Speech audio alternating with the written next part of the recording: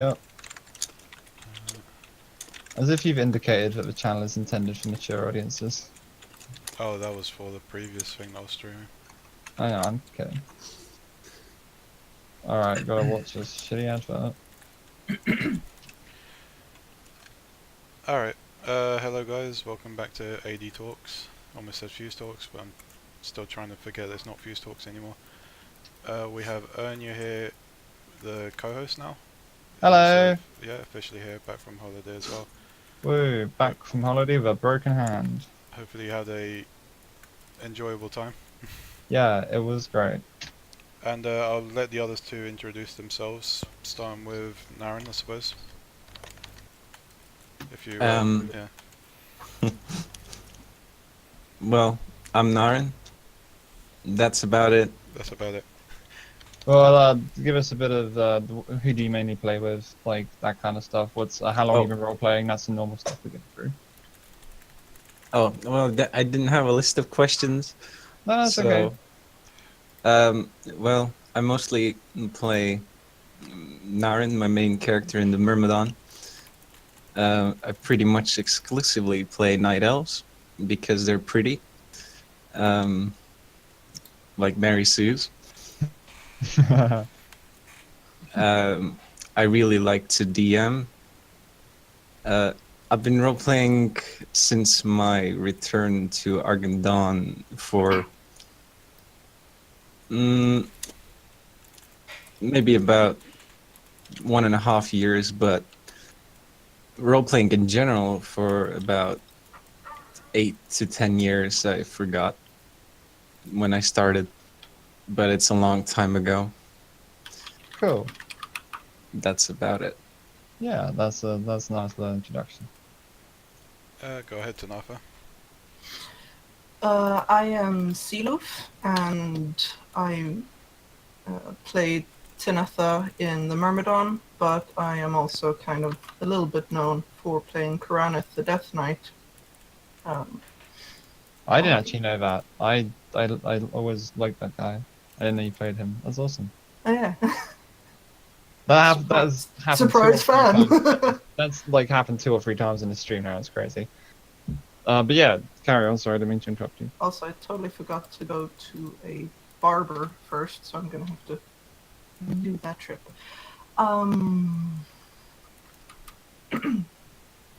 And yeah, I play mostly elves, though I have a bit of everything because I'm an altaholic and have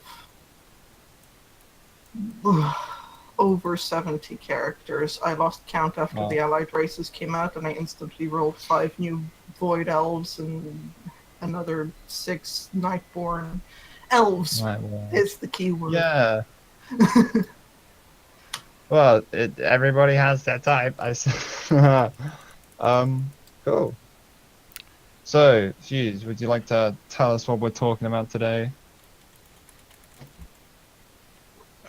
Hold on. Apparently, Narin, can you hear Tinnatha or? Yeah. I can hear you two, but I can't hear Tinnatha talking. Oh, that's weird. Oh, maybe I could try rejoining. I'll rejoin. It happens sometimes, so I'll rejoin. Alright, Okay. go ahead.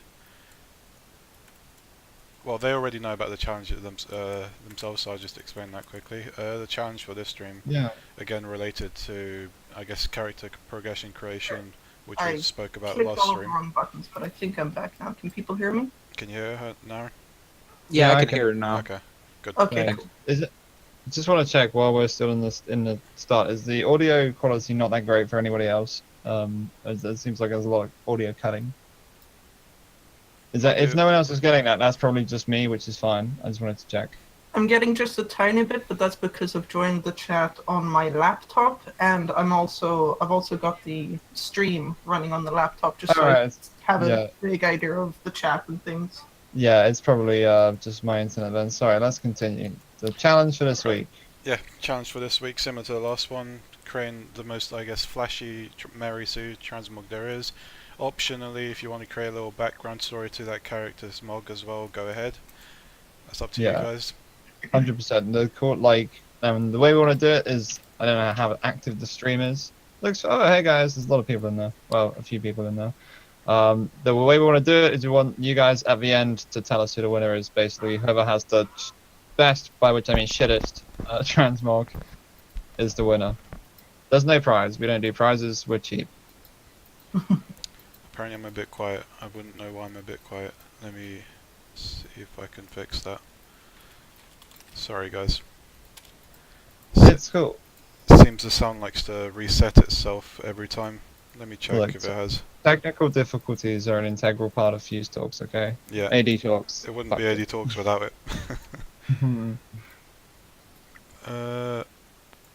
It should be fine really. I mean it's optimal sound really. Maybe it's just me not projecting my voice clearly enough. That's fine. We'll make it work. Actually, let me just get the notes up. Yeah, right. Let's go straight down into it then. What exactly is Mary Sue? I mean, it's pretty much a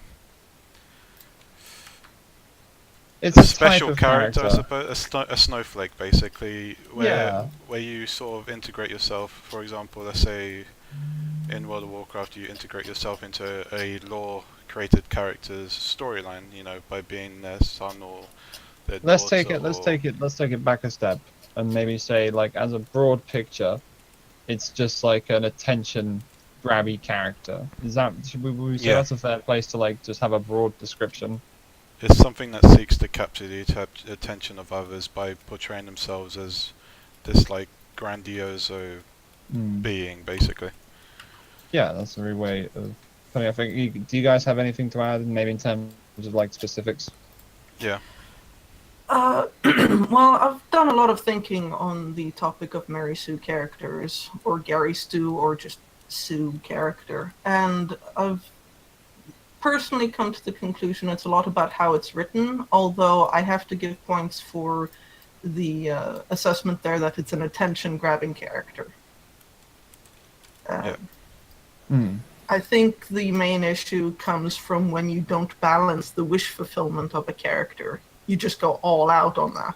Yeah. And Well, then you that's want everyone to notice you, because how else are you going to get the fulfillment of that wish if people don't recognize it?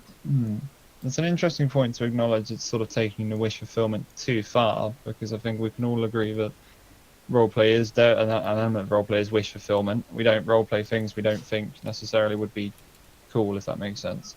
Yeah. Or make an interesting story cool is probably too broad a word for it.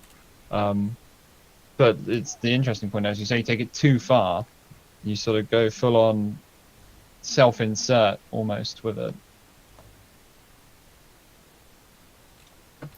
Right.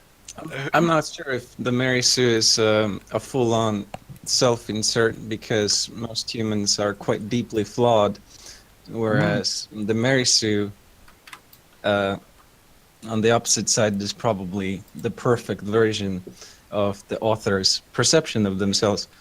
I have a definition of the Mary Sue that I found that I really liked.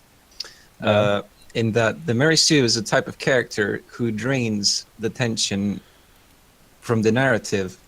And what is meant by that, I suppose, is simply put, in works of prose and fictional storylines, in other mediums, in pretty much any kind of narrative, all characters have to face hardship and obstacles, even if it's as mundane as just having to stretch an arm out on the couch to reach a remote, or something much greater.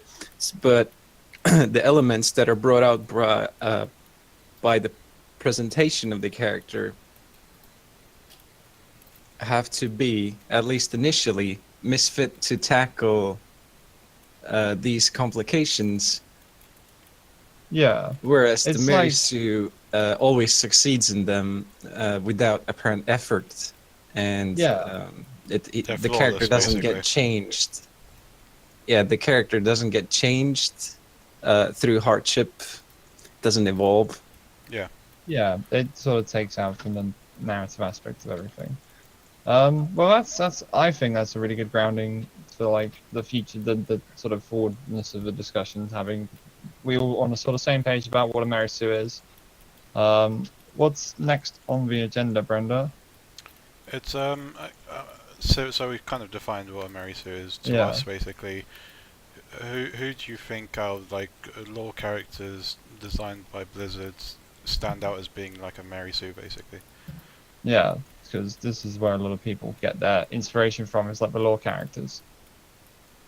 This will be a controversial one. Anyone listening, feel free to chuck some in the comments. Have Well, fun I'm with just it. going to go ahead and say Sylvanas.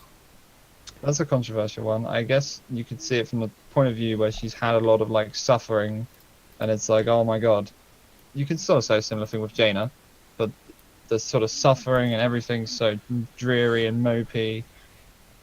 But at the same time, she's like, I think the Well- Windrider sisters in general are kind of all Mary Sues really. The thing about Sylvanas, and I'll try to keep it short, but I could go on for days about how I don't like her. She is a quote-unquote tortured soul with a quote-unquote tragic backstory. And why I put the quotes there is because we don't see any real negative effects of this. Yeah. She's an expression of evil without negative consequences. And one can go through step by step all the supposedly bad things that happened to her, like she was killed by Arthas, but it always turns out for the better because she became the queen of the Forsaken. I think there's an argument there that like, oh shit, I've just jumped off a cliff. The argument that Blizz try and make is obviously that undeath is like a curse and it's horrible and nobody wants to really do it because it's like being undead. But I do agree. Apparently, But, it is horrible. The thought of it is horrible when you're alive, but once you're already dead, it's kind of all right. I get that. I mean, it's basically, well, it's happened, so may as well roll with it, basically. Yeah, I think that's the sort of key theme of the Forsaken in all of ways. I mean, one that stands out for me is Thrall. Yeah, Green Jesus. And you've got his hardships as well, but he's always coming out successful and bigger each time. I mean, right now he's the aspect of the Earth, right? Took over, Deathwing's spot, which is a bit weird to have an orc there when it's like a position I've always seen that's for like dragons, right? You have the Lifebinder, all this kind of stuff, basically. Yeah. It is kind of cool to see it developing, and obviously the dragons got their whole thing over with in Kata. So it is kind of cool, like passing the torch, and it's nice because I think it's them sort of, in that specific case, kind of retiring for all, because the aspect of Earth is such a thing that really cannot, it's a big thing, it really shouldn't be changed that frequently, so I feel like they're just being like, okay, this is what Thrall does now, people are sick of him for a long time at least, so let's put him here and he can The just thing is that people were sick of him pre-Kata, they just kind of made people sick of him after Kata, basically. Well, he just starts Kata by walking out, it's like, okay. We still don't know what's going to happen with him during Battle for Azeroth, because apparently he's going to be back, right? Oh yeah. But that's one character that specifically stands out for me when say Mary Sue. I mean, you mentioned Garrosh in our previous chat. If Oh you my want god, to kind yeah. of extend upon that as well. I don't know, I feel like they tried, it was the core aspect, and this is what most people's problem with Garrosh is, I think, is that it's such a good concept for a story where you have this orc who's the son of this guy who's never been able to fulfill his father's potential because his father like dies saving their entire race. So obviously he's a chip on his shoulder about that.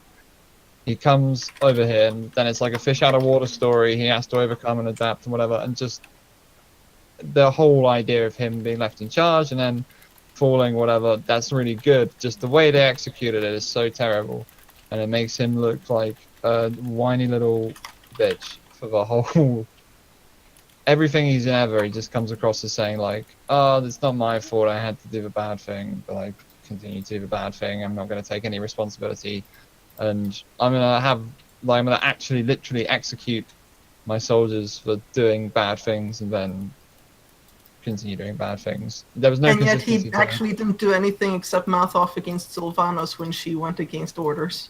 Yeah, I guess you can make the argument that like he's not going to just execute the leader of the Forsaken, but he literally doesn't do anything. There's no punishment whatsoever.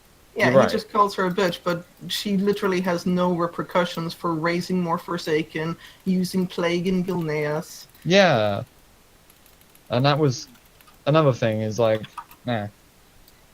Again, I say Thrall, and I also sorry, Garrosh. And I I wouldn't also, say that makes Garrosh a Mary Sue. Rather, makes him plenty dislikable, I guess you might be right there, but and the whole it kind of colors him as this kind of rather incompetent person. There's aspects of him that are better, or that there's things that he's better at than should be possible, yeah, like leading the horde, I guess. giving his training and experience. Yeah.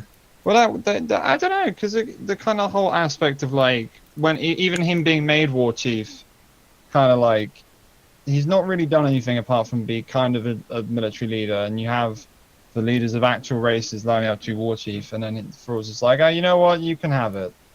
That to me, Yeah, that him well, getting that yeah, that position, that is a specific Mary Sue trait, but he also but that, has yeah, But many let's other not forget ones. Sylvanas was prophesized by Vol'jin to be war chief, and everyone just goes with that. Yeah, Aside from Sylvanas not getting, is, aside from not suffering repercussions, she gets rewarded. yeah. Although that is kind of like there's I arguments that think, that's like a an old god I think corruption thing. I think the point where I really gave up on Sylvanas was when Arthas died, and she came late to the party and realized that um, her kill was stolen, and so she had a tantrum and flung herself off the top of Ice Crown Citadel, plummeted to her death, and then the Queen of the Valkyr resed her, sacrificed herself to res Sylvanas, I think that and she the, got all the Valkyr on her side after that. the ending of Wrath is generally considered the point in which the Forsaken in general, not only Sylvanas, kind of took a massive dive to incompetent writing, whereas they had been quite I feel like interesting. I feel like I should disclose to the listeners. Narin, I have seen what Narin calls incompetent writing, and let's just say, perhaps not incompetent, but just because we might have some people that like it listening. Well, I think in Warcraft, it's hard to make the judgment, this kind of judgment call, because neither in the game nor the novels are particularly good at presenting and fleshing out characters, because they're mostly presented, I mean, on purpose, they're presented as icons and simplistic representation of ideals rather than Yeah, humanized and fleshed out characters. yeah, and I think this is a trap a lot that we as role players can fall into, is because we put a lot of time creating quite deep characters, because most of us like play 1 to like 75 apparently, but because we go quite deep with it, and we like to write our own stories and everything. When everything Blizzard does feels shallow by comparison, because they have to move the whole world along, whereas we're only ever moving like our characters along, which is not an issue necessarily, but it's something that it catches in my mind when I find myself thinking about Blizzard lore.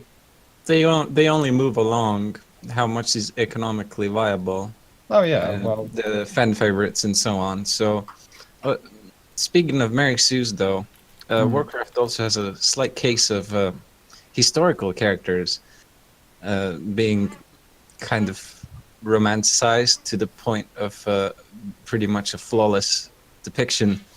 I'm gonna guess Southang. No, I mean historic characters, as in characters who have passed away, Oh, I get you. so or are pretty much no longer in the picture. What's an Aegwin and example? Lothar, Oh, yeah. for example, Lothar is literally a flawless leader. I honestly, I don't see anyone mentioning him enough, or like, and I don't read enough for that kind of stuff to be like, have much of an opinion of him or knowledge about. Yeah, Obviously, I know who he reading is, from but I the don't know. books, he was portrayed as such. Really, there's Uther as well a bit. So Yeah, Uther's basically Obi-Wan Kenobi. Is everyone clearly Mary Sue? That's an interesting question. This stream is just everybody is a Mary Sue. The stream. Yeah, Uh, I mean, it's kind of just Every putting it there character. into discussion. I mean, I is there any character yeah. specifically of yours that you consider to be Mary Sue then? Oh, that's a good one. Not necessarily maybe that you consider to be Mary Sue, but I mean, Go on, then. even from our, I mean, it's fine between us because I assume none of us will take insult to each other, even between us. If there's any characters you've interacted between us that you kind of thought as Mary Sue. um, Again, I have to say it comes down to the writing because, hmm.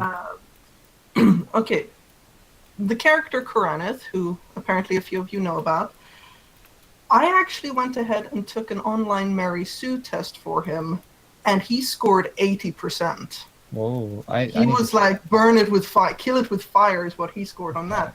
But it also made me think because some of the questions were like, can he speak 3 or more languages? Well, he's a blood elf, so Thalassian, Common, and Orcish, obviously. That's an obvious thing. That doesn't give him particular Sue points. And things like, is he really, really old? Well, he's an elf, so yeah, he's kind of older than a human. And things about, like, does he have a lot of powers? Well, he's a Death Knight. And then it sort of comes to things like what actually fits with the world that you're in and what kind of breaks that or goes against that or goes in all sorts of other directions. And I also went ahead and asked people who I had roleplayed a lot with, people who knew the character of Koraneth very well. Yeah. I asked them, is he a Mary Sue? And every one of them said no. Every one of them thought he was a well-balanced and well-rounded character. And that's where I realized that it comes down to the writing, not the bullet point list of cans or cannots, pros or cons, powers or flaws. I think that's an interesting caveat we should just put on the whole cast, probably just to say we are going to be saying things that might people listening or people watching this later might be like, oh, my character does that. They're calling me Mary Sue. No, because as Tinnatha says, the most important thing with all of it is how you write your character. I think we've said in this show before that you can do anything in roleplay as long as you write it well enough, and that's something also to bear in mind. Sorry, I didn't mean to cut you off there, but I just wanted to make sure we weren't going to piss Yeah, well, it anyone comes off. across how you convey the character across, really. Yeah. Stories, everything like that. But sorry, finish your point, please. Me or? Yeah, I cut you off there. Where was I? Comes across to the writing. Yeah, it comes down to the writing because, and that also. One sec, someone's gone. I think I got my text now. It comes down to the writing and also what makes sense, particularly in the setting that you're in. Because if we take a story set in today's world, modern era, say 2015 New York City, and we throw in a frickin' Death Knight who has powers over blood and snow and ice and plagues and whatnot. Yeah, you're probably a Mary Sue, but if we're in World of Warcraft, that's par for the course. That's run of the mill. Yeah. So it also depends a lot on what setting you're in. If you are in Harry Potter and you just, do stuff that really doesn't work with the lore, you're a vampire werewolf under the full moon, but in total control. That doesn't work in that world. Whereas in World of Warcraft, you can be a blood-focused Death Knight Worgen. That works just fine. Yeah, exactly. That's a really good comparison, I think. I'm not sure about that example, though, because I would quite like to see a Death Knight in contemporary New York starting to wreak havoc, just to see how much and with what kind of force the military would respond. It would be a very interesting showdown. Well, the thing is, it would only be as interesting as the writing is good, as we covered earlier, because I could just go right now. the Worgen Death Knight appears, and then the military send a nuclear missile, and he's fine because he's got the anti-magic shell.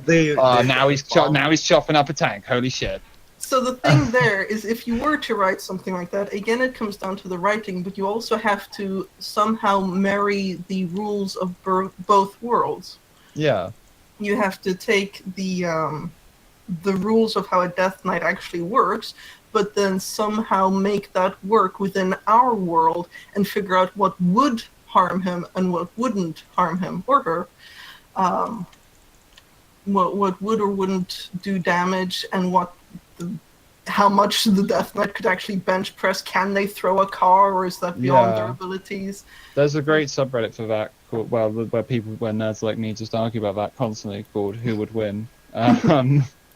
That if you ever want to see some people get really, really angry about what Master Chief can and cannot do, that is the subreddit for you. Where are we up to on this? So we're about halfway point on the stream. Just checking out what points we've heard and what points we haven't. Well, I don't know if Narin or you had anything to say when you consider your character Mary Sue. Yeah, we got a bit dragged off on that one. No, none. No? Fair enough. No. You're not Mary Sue? I, Narin? Really? No, I'm joking. Let's not mistake. I do remember Narin once saying that you feel like maybe if your character was played differently, you feel like Narin could potentially step into that area. And obviously, I think you play Narin wonderfully, and we all do because we love coming to your events. I mentioned something that is further down the list of your bullet points. To be specific, I mentioned that Narin might have some of the qualifications for an anti-Sue rather than a Mary Sue. Right, Specifically that she is rather a magnet of misfortune. That can be a trait of a Mary Sue, though. This is the point. Like, this sort of having the... But I suppose it also depends how you portray it again. Yeah. Yeah. Literally. I mean, it can be either way. I mean, me personally, I honestly don't consider any of my characters to be Mary Sue personally, but maybe someone else does. I try and balance them out, you know. Don't have all this flashy stuff or make them overly powerful, but also make them interesting enough and captivating through, you know, to make them their own character, basically. Yeah, I think that's it's something I strive to do personally when it comes to character writing, really. I honestly have no idea about any of my characters. I really suck at reflecting on them from an outside point of view. It's something I need to work on. I don't think so, but then I could be entirely wrong. Well, I know Ernya, and Ernya certainly is not a Mary Sue. Thank you. That means a lot to say. The one thing I talked about with Fuse the other day was the one sort of... Again, I guess it's one of the things we talked about, sort of like traits, and then you compare it to writing or how you write it, whatever. But Ernya technically is technically related to an NPC, because there's an NPC called Sentinel Supply Officer Stillcrest in Felwood. And that headcanon-wise has always been, for me, like her sister. And if I ever retcon that and her sister, or like change what her sister's doing, that will be retconned. But that's sort of like the point. That's like being related to a lore character. But does that make that particular character, is that a Mary Sue trait in that context? Do you guys think? I mean, the Stillcrest character isn't really a character that is portrayed into the story. It's just a random NPC, right? I mean, yeah. I'd really love for someone to make an argument for that to be a Mary Sue trait, because that would be a real fetch, and that's what I'm trying to look from. A very creative perspective. Also, quick shout! Sorry for calling Obi-Wan a Mary Sue. Whoever that Mary was. Sue at heart.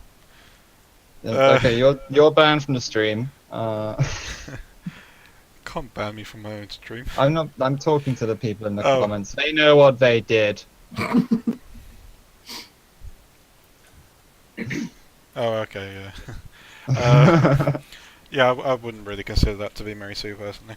I mean, if you said your character was related to, I don't know, Tyrant, yeah, Oh Yeah, yeah, no, that's the niece. why are all of Illidan's bastard children demon hunters? They wanted to Why aren't find Dad, and there was the only way to find him. they could just be like normal elves, but they all are demon hunters. That's actually a really good point. It's far more likely, like if you were Illidan's kid and you weren't a demon hunter, I'd be more inclined to like go along with it. Yeah. I mean, I wouldn't.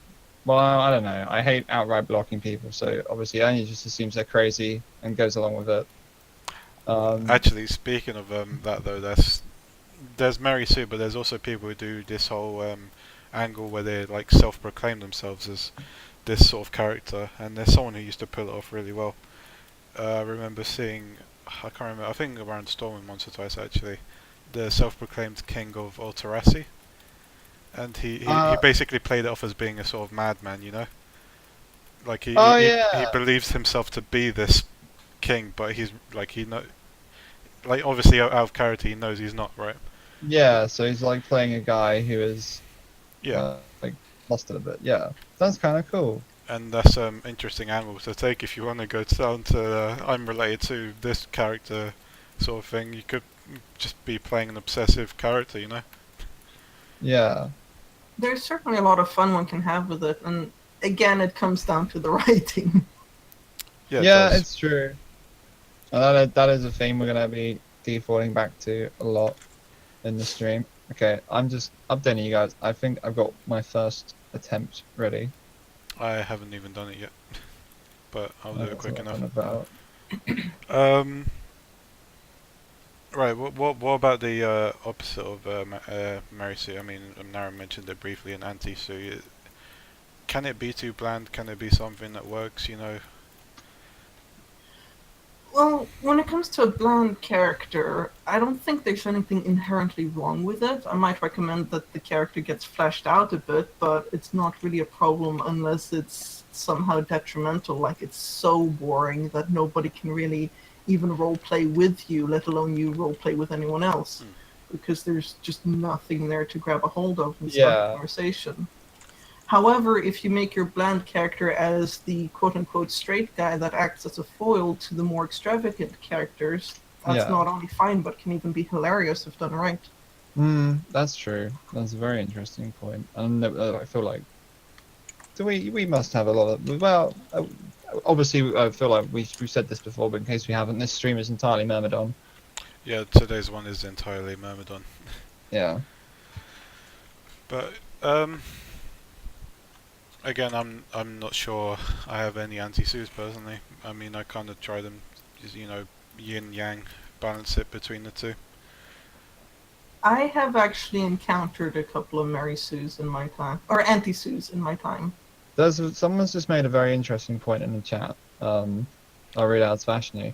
I think too many folks on AD try to play the Warcraft 3 footman. Just a boring human warrior hunter with no real depth, save I used to live in Lordaeron and want it back. He usually swears a lot and wears Imperial plate and swears a lot.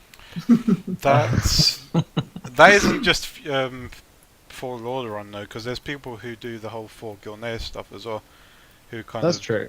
You know, do that whole I think bland it's because... character. I mean, I can't really say all of them are bland because that would be me just prejudging them entirely. When obviously there's some. I feel like the reason I picked it out is because I used to play in a lot of those guilds, and there are a lot of interesting characters in those guilds. Usually, I'll say it's people who don't really want to go too far away from what they are in real life, which obviously there's nothing wrong with.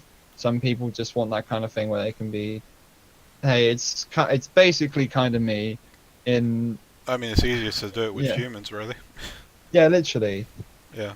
It's the more mundane you get with that type of roleplay, the more detail you have to put into, the more effort into detail, because that is where you set yourself. You still have to make yourself captivating, basically. Yeah. I mean, that is where the interesting stuff lies. It's a challenge. I mean, for some people, really. I mean, I personally have trouble sometimes reeling in something that makes my character kind of hook another character to want to interact with them, basically, if they haven't really got anything to go for them.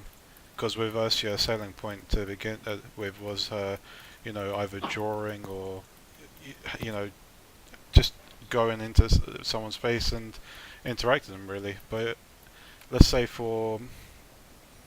I think Kalera would probably be a good example for this. She was kind of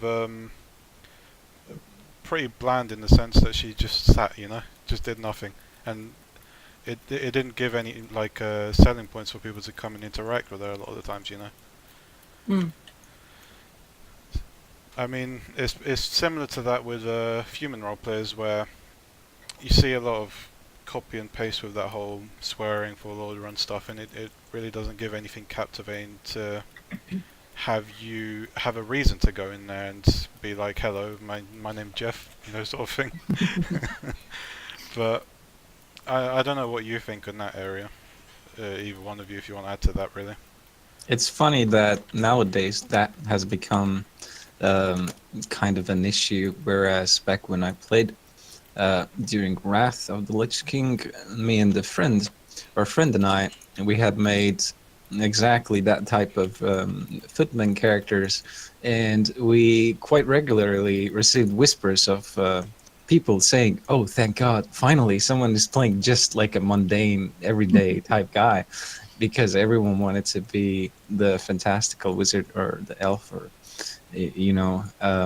very, very edgy and over the top characters. So we were like two dull lumps of dirt in the sea of perils. That's funny. I can speak for past characters actually, because I did play those super edgy Mary Sue types. I mean, Assassin being the perfect example. This perfect assassin, never missing a kill, whatever, all that stuff. This sort of stuff I used to play when I was Unless you get contracted to kill a player. yeah. This sort of stuff I played when I was like, I don't know, 14, 13. Yeah, I mean, it was like the perfect character basically. Same with my goblins. Like I used to have this goblin who was like the #1 sort of sniper, gunner basically. And it kind of feels more comfortable nowadays to kind of have that healthy balance between the two. Cool. I just realised I had myself muted for the past like 2. Did you have anything to say? A little bit. I was Go. just gonna say that I think all of us have characters. I don't know. It depends when you started role playing, obviously. But I started role playing when I was like 10 or 11. So I have some characters that like were barely even characters. Like I just had a Draenei rock up in Stormwind because I started role playing as soon as I started playing WoW. So I didn't really understand how anything worked. And it was on Moonglade, which is shit. Fuck you, Moonglade, if you're listening. So like I didn't really learn how to roleplay until I, like, after doing it for 3 years, I moved out to Dawn. I was like, oh wait, we're not all edgy demon assassin lords, and it's not about that. Yeah, Well- I mean, at that age, I was just kind of like, hey, look at me, look at this cool guy, It's not a bad thing at all, because the initial Mary Sue allows you to explore the setting and live vicariously, make things about yourself all the time.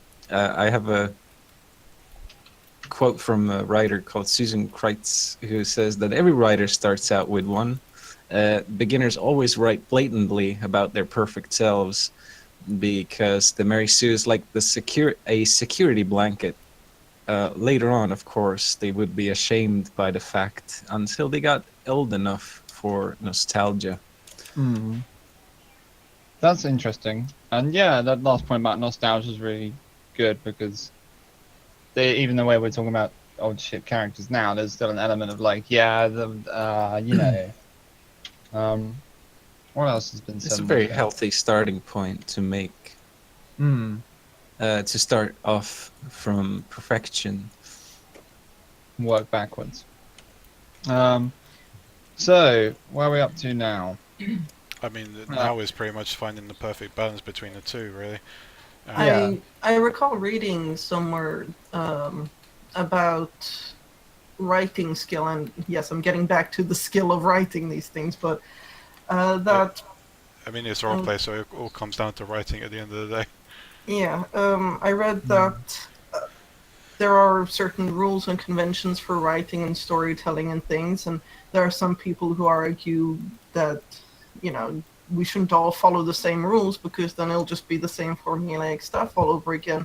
But someone, the professor who teaches writing, had said that the thing that these people don't always realize is that they're already doing very routine, mundane, formulaic kinds of writing because they've absorbed a lot of tropes and tricks and cliches and stuff, but they don't know how to use them well yet. And even though they're writing, like their writing is horrible and they've got all these mistakes, they're doing the same mistakes. All of them, he generalized that all of them are doing the same mistakes. So they're not really doing anything different anyway. And it's good to learn the rules and conventions and stuff, and then break them and subvert them in interesting ways once you've gotten up the skill and know what you're writing to begin with. And I think this comes a lot with the Mary Sues as well. Like, you have all these ideas and these tropes and these cliches. You've got the tragic hero, the dark brooding past, and all these other things, and you want to use them, but you don't know how to make them fit, and you're also not experienced or skilled yet with taking into account consequences and things. And that is actually another thing that comes back to both the Mary Sue and the Anti-Sue, because the Mary Sue never really suffers any consequences. Things might get dark for a little bit, but it always comes out for the better. And there aren't any lasting consequences or negative impacts. It's always just hand-waved at the end. Yeah, and an anti-sues can sort of feel like they're made up of nothing but consequences. Because they're like, oh, I had to do this thing, and then I had to go to this place, and then it was horrible, so I left and went over to this other place that was even worse, and then I came here. Yeah, the Mary Sue rejects consequences. The Anti-Sue takes every possible consequence and keeps coming back next week, even though they should probably have died 3 years ago. Yeah. Because of all the consequences. Thing. Actually, that is something we sort of glanced over, but one of the biggest things, and that's in my head about sort of like the signs of a Mary Sue in roleplay, is that sort of coming back each week, because there were so many, like, you see around Stormwind a lot. There's a lot of like guard or criminal guilds around there where their members, like, they kick the shit out of each other every night, and they'll be like they'll like lie in the gutter bleeding, and they'll wait for a healer to walk past, and they'll be like, help me, I'm gonna die, or they'll whatever, and then or they'll just go to a bar and be like, drinking, that'll fix it, and then they come back the next day and do it all again. Another thing I've noticed, which can link these Sue characters together, is while the Mary Sue is wish fulfillment embodied, with way too much wish fulfillment and not enough of the other stuff, the Anti-Sue, I've seen Anti-Sues who are literally just punching bags for the people who made them.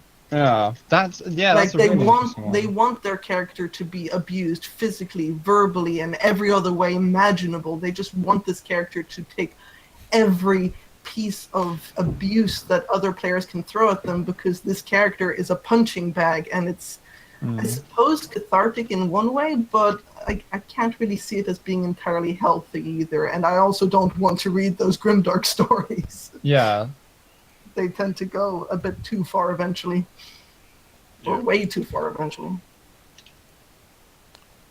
Well, what would you say, I mean, it comes down to personal preference really, but what would be a healthy balance between the two for you, basically? Not stepping too much to, this masochist character to either this perfectionist character, basically. What would be the best version, basically, to you? Well, again, it comes down to the writing, because of course it does. A bullet point list of pros and cons, powers and flaws can be helpful as a beginning point, as the springboard from which you jump off from. And it's also a nice thing to keep handy if you ever forget what your character actually can or cannot do.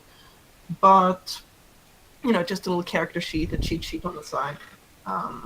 But it all comes down to how the character is written and what makes sense in the world that they live in, and the sort of life that they've had. But it also, I think, has a lot to do with interacting with other characters and the world around them, not just being this center point and pretending like the world revolves around them.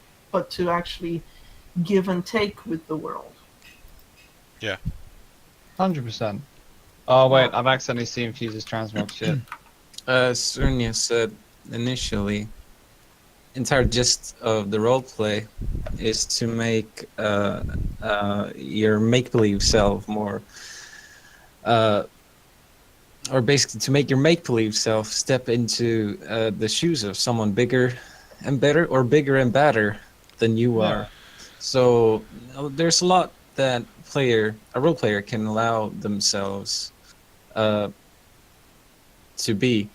Just don't go overboard with the character's practical and productive aspects, or on the opposite side of it, impractical aspects, and avoid the particular black hole Sue trope, where it seems like every scene that unravels about your character, you're trying to make it about yourself. Yeah. So, as Tinnatha said in roleplay, pay attention to the other characters, affirm and compliment them, and let them do the same for you. So a Mary Sue problem should never arise. Yeah, because roleplay isn't just about having a power trip fantasy, it's about sharing an experience with other people. There's obviously the little bit of power fantasy with like going on adventures and casting spells and whatnot within the limits of the setting, but then there's a lot of giving and sharing of stories and creativity. We're all here to have fun, but mainly to have fun with each other, not at the expense of each other. Yeah, I mean, it's comes down to Yeah. writing being like not just about yourself, but also realizing that you're playing with a bunch of others and you're creating a story with a bunch of others. Don't do it, Yeah, Narin. exactly. With a bunch That's- of others and coming together and basically creating this whole story. You can't make it all about yourself, but obviously you don't want to not make it about yourself either. I mean, everyone has to have their spotlight basically at one point. But I Yeah. think the thing to remember is everyone wants a little bit of spotlight, so one has to share it. Yeah, that's a great way to put it. And All right. the whole roleplay thing is a collaborative effort. Yeah, It's not one person writing a book, it's a collaborative effort to tell a story as a group. That's something I feel we touch on every episode, and I feel like that it's important that we do. Everyone here knows it. I'm sure everybody listening knows it. But that's it's easy to forget sometimes when you've done this so long. it's a good message to convey, and it helps people Yeah. express positivity. And if you don't like it, it says positivity in the stream tags, so you can step that fuck back. But I mean, go on now. Well, I want to say that a lot of people are a little bit quick to judge a character. Yeah. Especially in terms of their Mary Sue-ness. But I have written down a thought, because since roleplay is episodic and your perspective is confined to one scene upon a time, upon introduction, a lot of characters can come off somewhat Mary Sue-ish. Should you come across them in a setting in which they excel or even dominate. But that is mostly because I would say an industrious player always takes into account the character's own aims at presenting themselves. So most of the time, our characters, just like ourselves in real world, intend for good impressions, or even flawless ones. When you look at somebody's Facebook timeline, it's always the good times, and always exploring this, trying out that, always the awesome stuff. Well, that's a bit of a contemporary example, but you get my point. So when not dealing with outright abysmal participants in a scene, I think it's much more easier and even productive to notice the good things in people's roleplay, appreciate the details, than slap around ungenerous labels. Yeah, I mean, I rolled Koranith when Wrath was fairly new. So I was a Blood Elven Death Knight at the start of Wrath. Hmm. There was a lot of stigma surrounding them at the Mhm. time. And one of the reasons I rolled him was because I wanted to, but another reason was a little bit of like, I'd seen all these bad Death Knight role players, and I had that sort of feeling of, hold my beer, I'm going to do this right. I mean, it's a good way of challenging yourself as well. I mean, shall we finish off with any tips or advice you'd give to kind of meet a healthy balance between the two, really? I mean, we've expressed some, but is there anything specifically either one of you would like to give in that, area? Pay attention to what works within the lore. It's fine to explore the limits of it, but try not to cross them. Hmm. Well, you're the way you play Hannah, the Birchroot. Sorry, you also play Birchroot, don't you? Yeah, Hannah Birchwood. Yeah. The way you do that there's some especially with the whole bugs aspect of it. For those unfamiliar, I mean, maybe it's better if you explain very very briefly because we are running out of time. Alright, So- I'll try not to ramble on. I have a tendency to, but let's see. Hannah Birchroot is a Gilnean harvest witch who does not ascribe to the Night Elven religion of Elune and stuff, and follows a much more pagan route where she uses plants and insects and calls on the smaller creatures in nature to help her do things. And if you Yeah. are shot with a bullet, she might have a bug dig into you to pull it out, rather than using a scalpel. It's so cool, honestly. The spiders. I think I saw you use stuff like spiders' webs as bandages. And that's rings a bell. actually spiders' webs are actually very, very good for stopping bleeding, and they actually help you to heal. That's actual real life science. Yeah. That's I real believe life it. lore. I almost said that. it's server IRL server lore. But I like taking little scarcely known tidbits of facts like that and working them Yeah. into what Henna does. That kind of thing though, but like you say, exploring, because there's so much unspecified within the lore that you can just explore, you can weave in and out of it. You don't necessarily have to break it if you want to do something that it says you can't. Or it doesn't not says you can't do, but just because it basically the way I go, as long as it says you can't do it somewhere, there's a way to do it. It doesn't say how many sons Illidan has, so Yeah, okay, well, if you could have a convincing reason why none of his sons would have ever been mentioned in any historical document or never would have held any position in either his infrastructure or, and I mean, fuck it, if Blizz one day comes out and says, hey, this character's Illidan's secret son, we're all still gonna pay our subscription fees, so Yeah, pretty much. they're gonna fucking, those things we've been complaining about on stream all day, they're gonna do it to us one day. At the end of the day, we're not entirely role-playing with their story. We're kind of creating our own anyway. Exactly, fuck you, Blizz. Come at me, I know you're listening to the stream. We just kind of Medicine, I know you're in here. Well, we'll just do this quickly then. Go ahead and portray your transmogs. I'll start with Narin. You can do a little 12 for us. There you go. well, What was the question about Birchroot? Oh yeah. What was Oh, it? I just thought it was good to go on the whole. Well, I guess I wanted to highlight that aspect. yeah, of it was a good example of elaborating upon lore without crossing Boundaries. any controversial boundaries. Yeah. Yeah. Well, I can also say that I had some fun with Death Knights in that regard, because I made 2 Death Knights that are stark contrasting opposites to each other, yet both fall into the category of what makes a Death Knight. Where one is Kuraneth, the dark stoic tragic hero, and the other is Silvarion, who is just this maniacal madman who really embraces his sadistic side. Yeah, that we're really trying not to run over the hour-long mark on these anymore because we have to go back through them. No, it's fine. We have to go back through them and listen and take notes. We're trying to keep them a bit reasonable to listen to.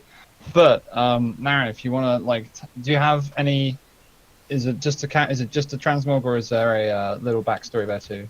yeah, Oh, this is I've just seen your TRP. Yeah, So I roleplay a character called Mary Shadowsue. Yeah. She's 17 years old, whatever that is in Elven years. 17 in human years. Yeah. Her hair color is Snow White. That's the most well. My favorite anime character has snow white hair, so that's where that comes from. Her class is assassin. Um, Self-explanatory. She never misses a kill. Her eye color is red because she was dropped in a vat of acid some time ago. Uh, she has daggers that are enchanted just because they've taken so many souls. There's probably some I deeper realized lore I I could was come on up the with. screen. Shit. Well, oh, also, her armor is enchanted. She also has a lot of scars, but you have to take off her armor to see that, and I only do that in Goldshire. I've seen him in Godcham all the times he's not lying. Alright, go on, Tinnatha. Look at your happy Alright, elf. so Would you like This to is- describe that, this Orbs? is totally my character. Saliathia Leon, Sally Snowflower. She's a very cheerful Death Knight. She was turned into a Death Knight by her hot boyfriend Arthas on their wedding night. But then she was betrayed, so she rejoined the Alliance to join the Northrend campaign and kill him herself. Which she did, totally. With her to thank for Arthas being dead. She has violet eyes and neon pink hair, and notice me, senpai! Oh yeah, and she's totally 17 years old too. I don't even care if that fits the timeline or not. That's really tickled me. Bernie. Alright, this is Baroness Calendriala Ravensong Wingblade. Baroness of Redridge, Knight of Illidan, Bringer of Demon Blood. She's a Night Elf Worgen hybrid. And she's also a demon hunter, but because she's special and like she wears heavy armor, she's not a normal demon hunter, she's a heavy demon hunter. That's her whole thing. Alright. She is, her age is technically infinite. Her height is tall, her body shape is massive. Her birthplace is Goldshire, obviously. Oh, and she got made the Baroness of Redridge in exchange because she saved them from some demons one time. And Illidan himself made her a knight. I also see you have a house name. That's the most important aspect Yeah. for night elves. They belong in houses, noble houses. Yeah, well, she joined the noble house because she's obviously a baroness now. So Alright, here's she my joined the Balins. here's my quickly thought out character. This is Captain Kirksey, Fleet Commander of the Millennium Griffin. She was a gladiator, you know. At the age of 14, age of 18, she became the fleet commander. She's now 20, and she got the rightful killing blow on Deathwing. She crashed the bird into him. Yeah. Okay, do we have votes for in the chat, guys? Come on, there's 17 of you in here. I just need one to win. I mean, if you guys want to vote, go ahead. I'll give you like a couple of minutes whilst we kind of end the stream. Otherwise, we'll vote after that. Yeah, So in how many parsecs exactly did she make the Kessel run? 12. Nice. I'm gonna be that guy and just make sure. I'm gonna be that guy regardless. Hey, watch me be that guy. Parsecs isn't a measurement of time; it's a measurement of distance. Yeah, that's that know. is the joke. But maybe someone else doesn't get it, and then they think we're idiots. I'm not. No. Well, if they don't get it, I think we're not the ones being the idiots here. I'm sorry to insult your That's true. Alright. highbrow viewer-based views. I mean, we're all idiots. Yeah, if you obviously enjoy watching AD Talks, feel free to follow, subscribe on YouTube, share it with others, You can obviously join the Discord as well. Bring up any points of Yeah, conversation you'd I like to wanna- see in future. The glistening silver orbs are a very important aspect to my character, but she has yet another set of spears that captivate your attention. Yeah, she's got a foremost, pair of so- Pokeballs. I mean, we've got a lot of those. Come on, now. spears that captivate Yeah, but- Pokeballs. well, Nobody. I apologize for not describing my Death Knight's eyes as violet orbs. Well, okay, we disappointed some people by not describing enough glistening orbs. I think it's 2 votes. Okay, so now let me just do a quick vote count. It's 2 for me and 2 for Narin, and then 1 person voted for. Someone voted for whoever dances first, so I'm saying that's Tinnatha. And I'm gonna be full disclosure, and one of those votes for me is my girlfriend who's watching the stream right now, so Narin can have that win, I reckon. Yep, Narin's got the win. Narin, you get a complimentary clap. There you go. Ow! I literally tried to clap in real life and it hurt. You are a Yeah, genius. again, welcome. Please feel free to support, join the stream. Discord. Hold on, just before the chat ends, before everything ends, I'm gonna put, just in case anyone's not in it, I'm gonna put a link to the Discord in the chat. How do I do that? Let me just do it myself. Yeah, Fuse do it. Well, I'm only saying it to remind Fuse to do it. I Yeah, sure. never had an intention of doing it myself. What do you think this is? Soviet Russia? I need to get a new co-host. Wow, okay.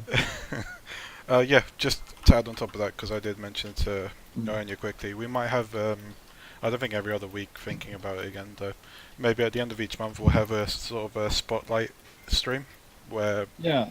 we can sometimes bring in a guild leader and they can, you know, we kind of interview them about their guild, we can talk about the events that are going on in the forums, events that we've probably been involved in, realm-wide community Yeah. ones. Sort of just like a general spotlight show. Yeah, we can... And we... Oh, sorry. Do you want to do next week's topic as well? Or should I? Do you want me to introduce it? I haven't actually decided between the 3 we've mentioned so far, so... That's alright, cool. Then next week's topic, TBA. Yeah, it's always said on the forums or on Discord. What? Are you having fun there? Yeah. Alright, well, thanks Narin, thanks Tinnatha, thanks Ernya, thanks everyone. Yeah, Just- thanks for listening, guys, and thanks for coming, you two, as well. It was fun. It is fun, isn't it? Thanks Come for inviting more. me. Always a pleasure Thanks for to coming and talk giving to us you your guys. opinion. Yeah, See you big guys. props.